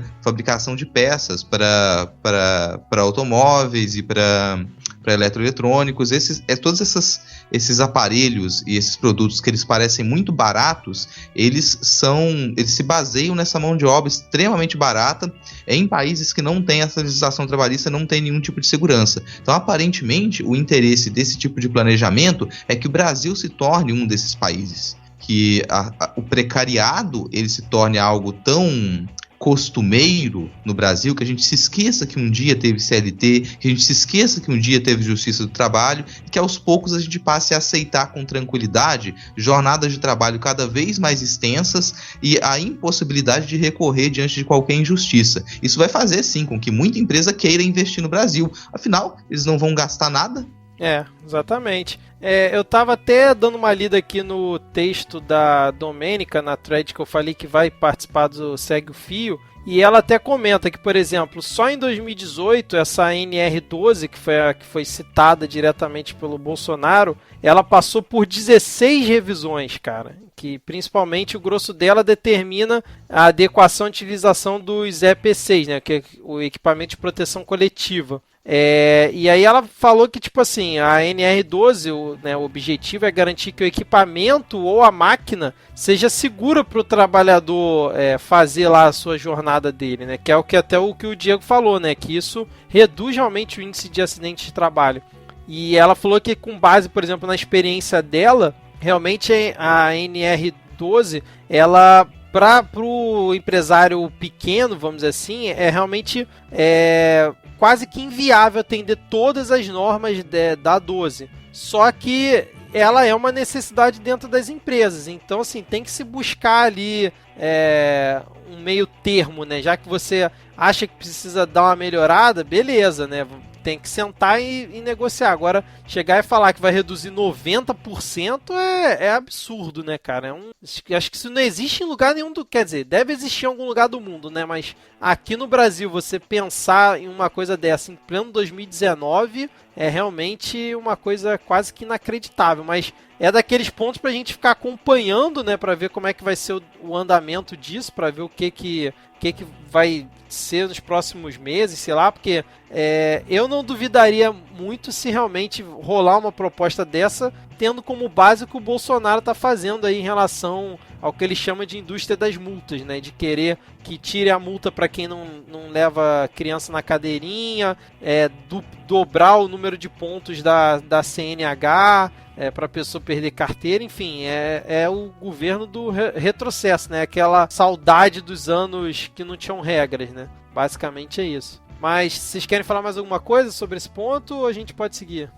Eu só queria pontuar, né, a questão que o Diego colocou, a nova lei trabalhista, e para o trabalhador que não sabe, caso ele perca a sentença, né, ele vai ter que pagar os honorários de sucumbência e eles custam muito caro. Porque, por exemplo, ele pagaria ao advogado da parte vencedora de 5% a 15% do valor da sentença. E agora a nova lei, ela praticamente obriga que já se seja determinado um valor desse processo. E você vai pagar uma porcentagem em cima do valor cobrado. Então, por exemplo, é um absurdo. E quando vocês pontuam a questão da justiça do trabalho, realmente a justiça do trabalho está em calamidade. O Bolsonaro, a todo custo, está implantando coisas dentro do tribunal que são absurdas mesmo, fecham qualquer porta para o trabalhador estar ali dentro, tentando garantir os seus direitos. E os próprios servidores dentro do tribunal estão sendo totalmente afetados e às vezes eles não dão importância para isso e muitos deles apoiaram o Bolsonaro. É verdade, cara. Mas pra mim, quando até a Vitória fala que tipo assim, o Bolsonaro tá fazendo, na verdade, eu acho que vocês vão concordar comigo que não é o Bolsonaro, né? Realmente é quem tá pensando nessas coisas dentro do governo. Porque o Bolsonaro, pra mim, fica cada dia mais claro que ele é só um fantoche da galera que realmente tá tocando as pautas lá dentro do governo, né? Porque ele tá ali só para apresentar as propostas malucas, enquanto por dentro ali as coisas vão sendo feitas. Porque até o próprio presidente da comissão especial lá da reforma da Previdência, ele falou que o Bolsonaro não tem noção de prioridade do que é importante para o país.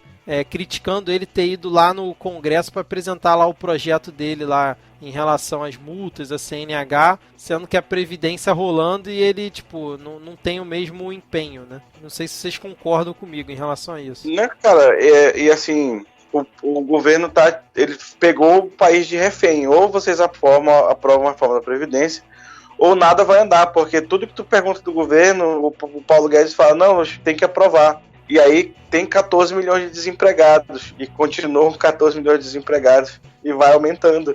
E nada é feito a curto e médio prazo. Então nós estamos reféns. Todos nós estamos com a faca no nosso pescoço que o nosso próprio governo colocou. Exatamente, cara, exatamente. Tem a minha costumeira reclamação aqui, né, do que tem acontecido com o Ministério da Agricultura e com o Ministério do Meio Ambiente, que é essa parceria na tentativa de destruir cada vez mais o solo e as culturas tradicionais no Brasil. E a declaração ridícula mais recente que a gente teve foi da sinistra Tereza Cristina, que é da pasta da Agricultura, que ela, depois de voltar da Ásia, depois de voltar de uma reunião, de um encontro na Ásia, ela vem me declarar que agora que eu voltei da Ásia, eu tenho cada vez mais certeza da necessidade de produzirmos de forma sustentável. E essa declaração ela tem alguns lados, assim. Ela é ridícula por si só, vindo dela, mas ela tem alguns lados aí. O primeiro é que pode parecer muito bonito, nossa ministra da Agricultura, ela está defendendo nós produzirmos de forma sustentável, e isso é uma artimanha retórica que ela já se tornou comum na pasta da Agricultura e na pasta do Meio Ambiente também. E a gente tem que estar atento que, ao falar produzir de forma sustentável, nesse caso não se quer dizer sustentar o meio ambiente, mas sustentar a exploração. Produzir de uma maneira que a gente possa sustentar essa exploração até sabe-se lá quando. E se a gente pesca essas declarações dela com um pouco mais de detalhamento, a gente percebe como é que funciona essa estratégia. E é algo similar ao que a gente já comentou aqui antes, com relação ao uso da norma 169 da Organização Internacional do Trabalho, que diz da autogerência dos povos indígenas com relação aos seus territórios. Eles tentam fazer uso dessa norma para poder induzir povos indígenas a arrendar as suas terras. A mesma coisa acontece aqui. A Tereza Cristina, ela faz menção a produzir de forma sustentável para rebater muito o PL 2362, que ele é proposto pelo Flávio Bolsonaro e pelo Márcio Pittá, e que já traz no seu texto a tentativa de encerrar com a reserva legal em propriedades rurais. Essa reserva legal é a obrigatoriedade de você manter pelo menos 20% da mata nativa em qualquer propriedade rural. Então, ninguém quer que esse PL seja aprovado, ninguém. Só quem propôs esse PL maluco quer que isso seja aprovado. Então, nem os próprios ruralistas querem isso, mas pode parecer que eles não querem porque são bonzinhos ou porque são coerentes, mas não.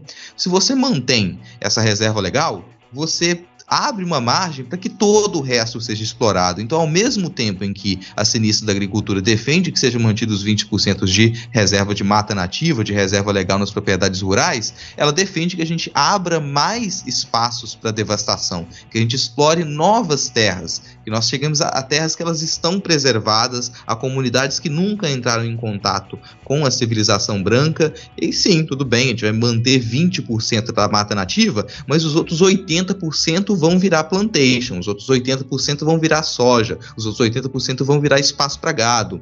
E gado não está faltando, né? Então você tem uma questão aí muito, como eu falo, sempre sinistra em torno disso, que é você usar uma retórica para aparentar que existe um interesse de preservar o meio ambiente, aparentar que existe um interesse de seguir as normas da Organização Internacional do Trabalho, mas é usar essas normas, usar o Código Florestal vigente para você tentar escamotear uma tentativa muito nítida que já está nem tentativa, isso já está em prática, já se coloca em prática essa exploração desenfreada de territórios de mata virgem no Brasil, né? A exploração da Amazônia continua a crescer em passos largos em algumas regiões, principalmente nas regiões fronteiriças de largos latifúndios do centro-oeste brasileiro. Então esse é um comentário que é sempre bom trazer, porque essas discussões a respeito das pastas do meio ambiente e da agricultura, elas normalmente ficam ali na grande mídia e no que se debate sobre as tretas do governo, elas ficam em periferia, elas ficam periféricas e a gente não percebe o desastre que tem se colocado em prática através desses dois sinistros do governo Bolsonaro, que é o Salles e a Tereza Cristina. Eu até vi essa semana o pessoal falando sobre essa questão que você falou do Código Florestal, né, e do projeto do Flávio Bolsonaro, e vi também o pessoal comentando que o desmatamento na Amazônia cresceu aí nesses últimos tempos. E aí o governo está alegando que cresceu por conta de obras de infraestrutura, e aí eles estão precisando derrubar mais árvores e tal, para abrir estrada, construir hidrelétrica. Então por isso que na verdade está sendo mais desmatado lá na Amazônia. Só comentando aqui rápido, né, que teve uma frente aí de ex-ministros, tanto do meio ambiente quanto da educação, demonstrando serem contra as atitudes tanto do Ministério do Meio Ambiente, aí, do Ricardo Salles, quanto do Abrão, lá no Ministério da Educação, e foram frentes que envolveram ministros, a maioria do governo PT, né, porque foram os últimos, mas também com ministros até da época do Collor, ministros do FHC. Então foi uma frente bem, vamos dizer assim, mais ou menos heterogênea, né, se voltando justamente contra esses desmandos aí desses dois ministérios, e vai ter tudo que a gente está comentando aqui vai ter link na descrição aqui do episódio, caso você queira se ambientar mais em relação a esses pontos. Vamos falar mais algum tópico aqui antes do Diego fazer aquele encerramento de episódio que ele sempre faz, trazendo tragédias aqui, infelizmente, né? Querem falar do Abrão? A gente falou pouco do Abrão nesse episódio, né? Comentar por alto que ele agora entra oficialmente na lista de antiministros. Ele já era, mas agora é igual o tio Rei, né, que já era de fato, mas agora é de direito, porque ele fez uma fala aí numa reunião dos representantes do setor privado de educação, dizendo que a educação privada é a prioridade do governo Bolsonaro.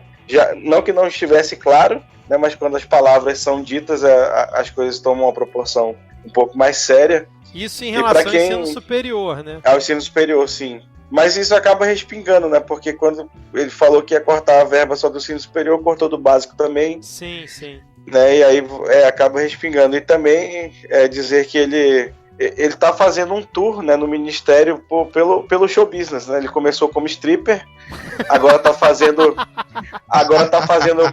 cosplay de Mary Poppins, né? Singing in the Rain. E assim... teve a da gaita também, né, cara? Ele com a gaita, tu viu essa da gaita? Não, essa da gaita eu não vi. Porra, mas eu cara. queria que fazer um apelo. Olha só, gente, quando o seu filho, né, vocês aí que têm filhos, estão aí próximo da idade de escolher carreira, quando o seu filho fala que quer fazer uma faculdade de cinema, de teatro, de dança, e você não deixa, você tolhe essa liberdade do seu filho, anos depois ele vai chegar no Ministério de Estado e ele vai estar tirando a roupa, ele vai estar fazendo dancinha, entendeu? Porque está na natureza dele. Não adianta você não querer deixar ele fazer a faculdade de dança, porque ele vai dançar onde ele estiver. Então deixa as pessoas serem felizes. Olha só, se os pais do menino Abrão tivessem deixado ele fazer a sua faculdade de dança ou de arte contemporânea que ele queria, ele não seria ministro da Educação hoje. Ou se fosse, seria um ministro muito melhor. Ai, sensacional, Diego. Lembrando que esse ponto aí de Mary Poppins que o Diego falou foi um vídeo que o próprio Abrão soltou nas redes sociais dele, né, lá no dia das manifestações do dia 30. Segundo ele, né, desmentindo algumas fake news, e aí ele aparece no início do vídeo rodando um guarda-chuva dizendo que tá chovendo fake news lá no MEC. E é assim uma atuação que eu não tenho nem palavras para descrever, mas o Diego disse muito bem em relação a não reprimir os sentimentos das pessoas, né, cara? Porque isso ajudaria bastante. Além disso, essa semana a gente teve também o corte, novo corte da CAPES, né, de 2.700 bolsas de mestrado, doutorado e pós-doutorado. O MEC bloqueou por conta que os cursos, né, com conceito nota 3, eles não vão ser dadas as bolsas nesse momento, né? Segundo ele, mais uma questão lá do contingenciamento. Então eles bloquearam essas 2.700 bolsas. Foi essa semana, né? Foi no dia 4, né? Estão considerando que os cursos com nota 3 têm baixa avaliação e por isso estão bloqueando o dinheiro. Mais alguma coisa para falar do Abrão? Ele vai mal na escola, para incentivar a nota dele a subir, você faz o quê? Tira a mesada. Com certeza ele com fome na escola vai render muito mais. Mais alguma coisa aqui pra gente falar sobre os ministros, sobre as ações do governo? Esquecemos de alguma coisa? Acho que não. Com certeza esquecemos. Com certeza esquecemos, mas...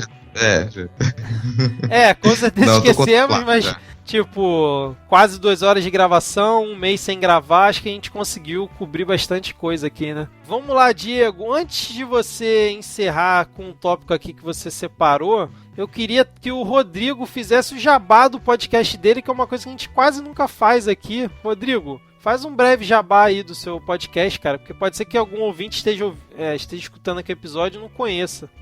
Até porque depois que o Diego fizer o encerramento, talvez não sobre mais ninguém aqui, porque as pessoas elas vão entrar em desespero e começar a chorar, né? Exato. Então é bom fazer antes mesmo. Mas eu tenho um outro podcast que eu levo com uma galera de artes, é o chamado Não Pode Tocar. O pod é esse trocadilho ruim mesmo, pod de podcast.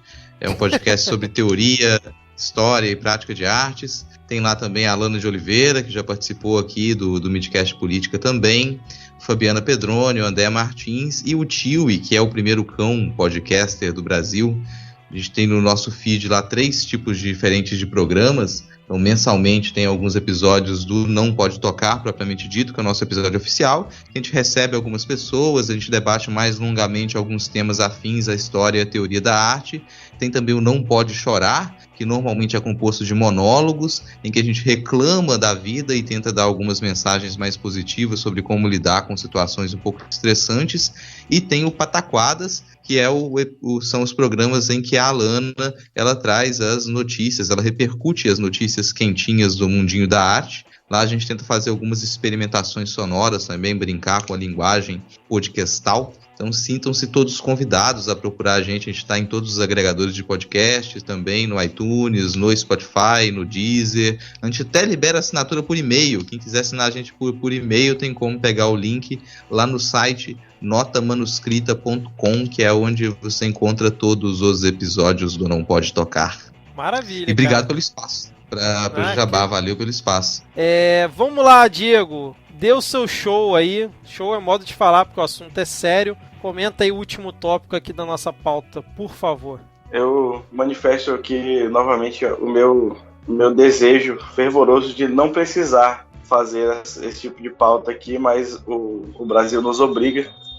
Né, para quem não está sabendo, não acompanhou, né, só fazendo um resgate histórico, já em 2017, na noite de Réveillon, teve um massacre nos presídios aqui de Manaus, vitimou mais de 100 detentos, e aí agora nos últimos dias 26 e 27 de maio, isso se repetiu, né, já foram 55 mortos em todas as penitenciárias aqui do estado, nos complexos penitenciários aqui do Amazonas. Isso é fruto, eu vou recomendar para um debate mais aprofundado o último episódio do Vira Casacas, o 115, que tem lá um debate com a galera que é da Pastoral Carcerária Nacional, que chegou a vir aqui visitar, um debate sobre entender que a culpa disso não é das facções criminosas, né, que estão em guerra, porque, só dando uma contextualizada, aqui no Amazonas é a rota da cocaína, né? Vem a cocaína do Peru, da Bolívia, da Colômbia, e ela vem de barco, passa por aqui, de Manaus ela segue para a Europa, para os Estados Unidos. Então essa disputa vive acontecendo aqui entre uma facção local que chama Família do Norte e o PCC, que é uma facção daí do Sudeste. Então normalmente a Família do Norte manda executar, né, os presos da facção rival. E aí dessa vez foram 55, são 55 famílias que perderam, né, algum ente querido nesse processo, e dizer que a culpa não é das facções, a culpa é do Estado, que tem pessoas sob a sua guarda e não faz o seu trabalho, a culpa é do Estado, que paga mais de R$4.400 por preso por mês para uma empresa que se chama Humanizare, numa ironia muito cruel, né, parece que eles fazem de propósito dar um nome desse para uma empresa que faz qualquer coisa menos humanizar as pessoas. Né? Imaginem o que vocês fariam para sustentar uma pessoa com R$4.400 por mês. E é isso que essa empresa recebe. E os presos vivem num espaço de 40 pessoas, onde era para ter 4, onde era para ter 8. Eles recebem uma alimentação que não funciona, né? Uma alimentação que, se não fosse a família levando comida para eles fazerem comida lá dentro, os presos morreriam de fome dentro do presídio. E eles ainda servem, né, de gado, né, de abate para, né, nessas guerras das facções criminosas, que a gente sabe que tem gente muito mais poderosa envolvida por trás. né? É muito pesado, né, que a gente dá esse tipo de notícia.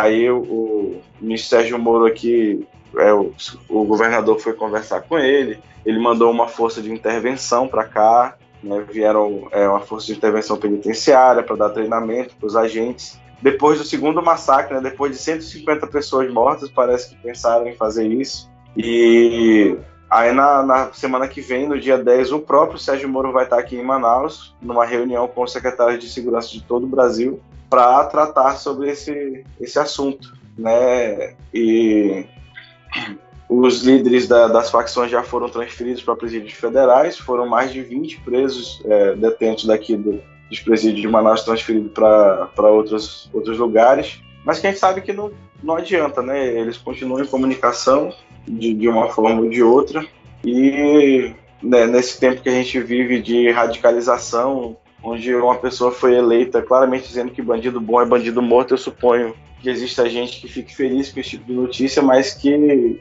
a gente não tem esse direito, né? Nenhuma vida humana é melhor do que a outra. E aí, se o Estado tem sob sua custódia pessoas, ele tem que se responsabilizar pela vida dessas pessoas. Desculpem por estragar o dia de vocês, à tarde ou à noite, que vocês estão ouvindo, mas é isto. Obrigado. Excelente, Diego. Você não estragou não, cara. Sua mensagem foi no âmago da questão, né, cara? Que é uma coisa que precisa ser dita, por mais que já tenha sido noticiado bastante na época essa questão aí do massacre, mas é um ponto que a gente precisa sempre estar lembrando nessa parte mais humana da coisa, que parece que às vezes a gente acaba esquecendo no dia a dia, né, cara? Bom, mais alguma coisa vocês querem falar? Vocês querem comentar aqui? Podemos fechar por aqui o episódio. Dicas culturais. Eu tenho uma dica cultural aqui diretamente de Manaus para o mundo, né? Também falando novamente de criminalidade, porque sabe Deus, né? Procurem aí naquele serviço de streaming que não patrocina a gente, e a gente não vai fazer, né? Paga nós. Que a logo é vermelha e preta, né? Isso, tem uma letra lá que vem depois do M antes do O. Tem uma série lá que estreou agora, dia 30, chama Bandidos na TV. Ela trata de um caso famoso aqui, de um deputado estadual e sua família, que tinha um programa de TV desses bem da Atena, assim, esse programa policial. E aí ele foi acusado de... ele cobria crimes, né, fazia denúncia de tráfico, aí a equipe dele sempre era a primeira equipe a chegar nos locais das execuções dos traficantes, e aí descobriu-se depois que ele próprio mandava fazer essas execuções, ou não, né? A série está aí para levantar essa dúvida, mostrar os dois lados, como todo bom documentário, e assim, para além da temática, a série está muito bem produzida, né? Esses dias aqui, conversando com o pessoal, eu descobri que ela estava sendo produzida há mais de 4 anos já por aqui. Caramba! E ninguém sabia, foi tudo bem na surdina. E a fotografia tá muito boa, a trilha sonora tá muito boa, então fica aí a recomendação, Bandidos na TV. Show de bola. Eu queria também recomendar aqui, aproveitando esse momento cultural, Chernobyl, que até é colocado aqui na pauta, série fantástica de 5 episódios, né, ali da HBO, mostra ali os bastidores, vamos dizer assim, né, tem a parte ficcional da coisa, né, mas muito ali vai seguindo o que aconteceu na época, né, mas quem não tiver HBO dá seus pulos aí, mas é uma excelente série, que inclusive a última vez que eu olhei no IMDb tava com a avaliação 9.7, cara. Que é inacreditável, isso com quase 200 mil avaliações, pra você ver a qualidade da coisa, né? Atualmente é a série com a maior avaliação do IMDb, é Chernobyl. E aproveitar que você indicou Chernobyl e comentar, né, que as pessoas vão assistir esse seriado e vão se perguntar: nossa, que absurdo, como é possível que eles não soubessem que isso poderia acontecer? Como é possível que haviam funcionários que não sabiam como reagir? Como que as pessoas não estavam preparadas? Mas todo mundo, isso era previsível, poderia acontecer. Quando vocês tiverem essa sensação ao assistirem o seriado, vocês, por favor, lembrem dos crimes da Vale e da ArcelorMittal. Vocês lembram que tem gente avisando já, torta direito, olha, as coisas vão acontecer, olha, aquilo ali vai acontecer, vai dar merda. E aí quando dá merda e a gente tem o maior crime ambiental da história aqui no Brasil, a gente observa lá, meu Deus, como é que as pessoas não sabiam que isso ia acontecer? Aí você tem uma ótima dramatização para perceber como é que isso acontece, né? Rodrigo não deixa passar uma, cara. Mas essa série é boa pra ver. Mas essa série é boa pra ver comunista fazendo bobagem, né, cara? Você tem que admitir isso, não é isso? Até porque capitalista fazendo bobagem a gente vê todo dia, né? Pois é, pra dar uma diferenciada. Bom, vocês querem falar mais alguma coisa? A gente pode fechar por aqui. Só vou dar uma última indicação aqui, que é um podcast chamado Nada Tá Bom Nunca, que para quem gosta aqui dessa dinâmica que a gente tem no Midcast de comentar as notícias da última quinzena, ou nesse caso do último mês aqui, e tocando muito em política de uma maneira um pouco mais divertida, e às vezes fica pensando, eu queria um podcast semanal, às vezes não vai ter um midcast também, dá uma olhada lá, dá uma ouvida no Nada Tá Bom Nunca, que tem uma dinâmica parecida, não tem essa divisão de blocos e uma parte chata que a gente às vezes faz questão de fazer, mas tipo, eles são bem competentes assim nos comentários e bem engraçados também. Excelente, cara. Você tá recebendo quanto deles pra fazer esse comentário aqui? Pior que nem tô recebendo deles, nem você tá recebendo da HBO, nem o Diego tá recebendo da Netflix. Eu não tinha falado o nome, olha aí. Exatamente. Mas eu não conhecia esse não, cara. Vou dar uma olhada aqui. Tem muitos episódios já? Tem, é até razoavelmente recente, não é tão antigo não, assim, mas tá bem produzido já, a dinâmica da galera é bacana, eu tenho me divertido ouvindo, assim, também, agora eu tava escutando ele antes da gravação pra já entrar no clima aqui, esse clima gostoso, clima agradável. Maravilha, vou dar uma procurada aqui também, vou escutar um episódio aqui. Você recomenda algum? Escuta o último, porque são atualidades, então você vai ouvir os anteriores, já vão ser notícias passadas, né? Escuta o último lançado que tem relação com coisas que a gente comentou aqui também. Beleza, então. Vitória, quer comentar mais alguma coisa ou posso fechar aqui? Não, pode fechar, confesso que eu tô com o sono muito forte. Então vamos aqui, antes que a Vitória durma no meio daqui da gravação. Queria agradecer aos ouvintes que ficaram aqui até o final, nessa, sei lá quanto tempo vai ter esse programa, 2 horas talvez. Queria agradecer também a todos que ficam interagindo lá nas redes sociais, né, lá no perfil do Midcast. Agradeço a quem sempre indica, esse aqui acho que pode entrar para a lista de comunistas e tal. Sempre tem algum que depois do episódio manda isso. Queria agradecer todo mundo aí que interage. E vamos então agora dar tchau para os 10 ouvintes e até a próxima. Valeu! Tchau, tchau! Tchau, tchau! Tchau, tchau! Valeu! Falou!